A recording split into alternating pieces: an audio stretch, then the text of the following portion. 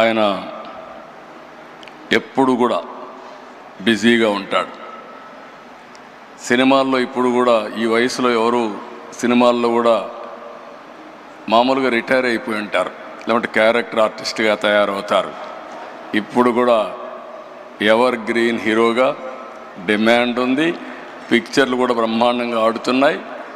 ఇంకొక పక్క హిందూపూర్ ఎమ్మెల్యేగా కూడా బ్రహ్మాండంగా పనిచేస్తూ మొట్టమొదటి నుంచి ఇప్పటి వరకు గెలిచే నియోజకవర్గం తెలుగుదేశం పార్టీ హిందూపూర్ నియోజకవర్గం. మెజారిటీ కూడా తగ్గడం లేదు. అక్కడ కూడా బ్రహ్మాండంగా చేస్తున్నారు. మామూలుగా బిజీగా ఉండే వ్యక్తులను ఎప్పుడు కూడా ఇలాంటి చేయలేము, పట్టించుకోం. ఒక ప్యాషన్ ఉంది, ఒక ఎంపతి ఉంది, ఒక కంపాషన్తో పనిచేస్తూ ఉంటాడు. ఎంత బిజీగా ఉన్న క్యాన్సర్ ఆసుపత్రికి వెళ్ళడం, ఆయన క్యాన్సర్ పేషెంట్తో వ్యవహరించే తీరు చాలా, అంటే ఆయన మనసులో ఒక ఆవేదన, చేయాలనే తపన, అందువలని ఈ సంస్థ ఈ స్థాయికి వచ్చింది. నేను చాలాసార్లు చాలామందిని చూశాను. ఒక ప్రైవేట్ ఆర్గనైజేషన్ పెడితే కూడా కష్టపడిన ఈ సమయంలో బాలకృష్ణ గారు ఒక నాన్ ప్రాఫిట్ ఆర్గనైజేషన్ పెట్టి ప్రపంచమంతా తిరిగి డొనేషన్స్ కలెక్ట్ చేయడమే కాకుండా సిఎస్ఆర్ కోసం పదే 10 మందికి చెప్పి ఒక సేవాభావంతో ముందుకు పోయారు. దానివల్లనే ఈరోజు ఈ వ్యవస్థ ముందుకొచ్చే పరిస్థితికి వచ్చింది. 25 సంవత్సరాలు ఈరోజు వ్యవస్థ వల్ల వేలాది కుటుంబాలకు ధైర్యాన్ని ఇచ్చింది, వెలుగునిచ్చింది. ఒక చిన్న ముక్కగా పెట్టిన ఇది 650 పడకల ఆసుపత్రి, 250 మంది పైన నిపుణులైన వైద్యులతో బ్రహ్మాండమైన సేవలు అందిస్తున్నారు. ప్రతి సంవత్సరం 3 లక్షలకు పైగా అవుట్ పేషెంట్లు, 90,000కు పైగా ఇన్ పేషెంట్లకు సేవలు అందిస్తూ ఉంది. సంవత్సరానికి 8,000 ఆపరేషన్లు చేస్తున్నారు. 22 మందికి ప్రతిరోజు ఆపరేషన్ చేసే పరిస్థితికి వచ్చారు. ఇది మనం చూస్తే ఈ ఆసుపత్రికి వచ్చే ప్రతి రోగి కేవలం ఒక పేషెంట్గా కాదు, అతను ఒక కుటుంబానికి ఆశ. ఆ ఆశ నిలబెట్టే సంస్థ బసవతారకం ఆసుపత్రి. పేద వర్గాలకు నిజమైన గుండె ధైర్యంగా నిలబడిన ఏకైక వ్యవస్థ బసవతారకం వ్యవస్థ. మన రాష్ట్రంలోనే కాదు, తెలంగాణ, అటు 2 రాష్ట్రాలు తెలంగాణ, ఆంధ్రప్రదేశ్, కర్ణాటక, మహారాష్ట్ర, ఒరిస్సా, ఇతర రాష్ట్రాల నుంచి కూడా ఇక్కడికి వస్తున్నారు.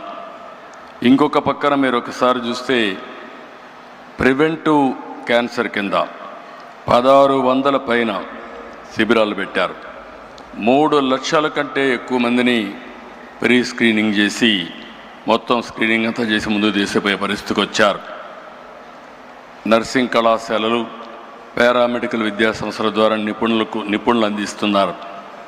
మొన్నే నా దగ్గరికి వచ్చినప్పుడు అమరావతిలో హాస్పిటల్ పెడతామంటే నేను పూర్తిగా స్వాగతించాను. 1000 పడకల ఆసుపత్రి పెట్టడానికి ముందుకు వచ్చారు. బాలకృష్ణ గారిని, మేనేజ్మెంట్ని మనస్ఫూర్తిగా అభినందిస్తున్నా, స్వాగతిస్తున్నానని చెప్పి కూడా నేను మీకు తెలియజేస్తున్నా. ఇంకొక పక్కన ఈరోజు దేశంలోనే అనుప్రియ పాటిల్ గారు చెప్పారు, క్యాన్సర్ కానీ అదే మరిగా అనేక డిసీజెస్తో బాధపడే కేంద్రం కూడా అనేక విధాలుగా ముందుకు వస్తూ ఉంది. ఒక్క క్యాన్సర్ మనం చూస్తే 2024లో 15 లక్షల మంది పైన క్యాన్సర్ కేసులు వచ్చాయి. ప్రతి సంవత్సరం 9 లక్షల మంది చనిపోతున్నారు. అంటే ఏ విధంగా ఉందో మనం ఒక్కసారి ఆలోచించుకోవాల్సిన అవసరం ఉంది. ఈరోజు మనం కూడా దీని మీద ఆంధ్రప్రదేశ్ అయితే 2 మినిస్టర్స్ కూడా చాలా ఎలాబరేట్గా చెప్పారు. తెలంగాణలో క్యాన్సర్ కోసం ఏం చేస్తున్నామని రాజనరసింహ గారు చెప్పారు. సత్యకుమార్ యాదవ్ గారు ఆంధ్రప్రదేశ్లో ఏం చేస్తున్నామో అవన్నీ కూడా వారు కూడా చెప్పడం జరిగింది. ఈరోజు మనందరం గుర్తుపెట్టుకోవాల్సింది, క్యాన్సర్ బారిన ఎవరన్నా పడితే ఆ కుటుంబమే కుప్పగూలిపోతుంది.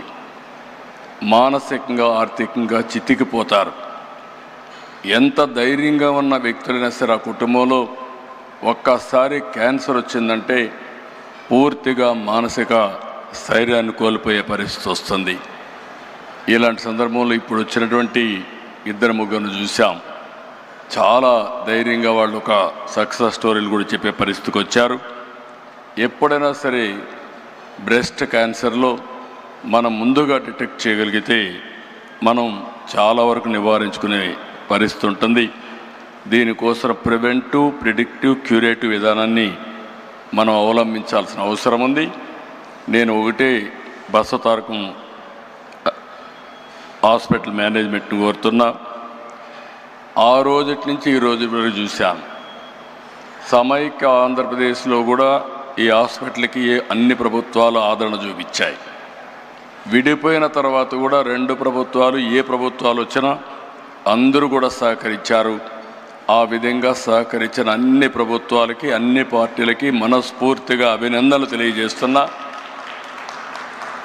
మనం గుర్తుపెట్టుకోవాల్సింది, ఈ ఆర్గనైజేషను నాన్ ప్రాఫిట్ ఆర్గనైజేషన్. ఈరోజు దేశంలో కొన్ని మోడల్స్ రావాల్సిన అవసరం ఉంది. పబ్లిక్ హెల్త్ ఒకటే, గవర్నమెంట్ ఒకటే, హెల్త్ సెక్టర్లో అందరూ ఆరోగ్యాన్ని కాపాడలేం. ఇటీవల ప్రైవేట్ సెక్టర్లో కూడా చాలా హాస్పిటల్స్ వస్తున్నాయి. అయితే ప్రైవేట్ సెక్టర్లో వచ్చే హాస్పిటల్లో లాభార్జన ఉంటుంది, షేర్ హోల్డర్స్ కానీ అన్ని విధాలుగా. అలాంటి సమయంలో నాన్ ప్రాఫిట్ ఆర్గనైజేషన్స్ రాగలిగితే, సమర్థవంతంగా పనిచేయగలిగితే నిజమైన పేదలకు నిజమైన వైద్య సేవలు జరిగే పరిస్థితి వస్తుంది. అది రావాలంటే బసవతారకం లాంటి నాన్ ప్రాఫిట్ ఆర్గనైజేషన్స్ ఇంకా ఎక్కువ రావాలని మనస్ఫూర్తిగా ఆకాంక్షిస్తున్నాను.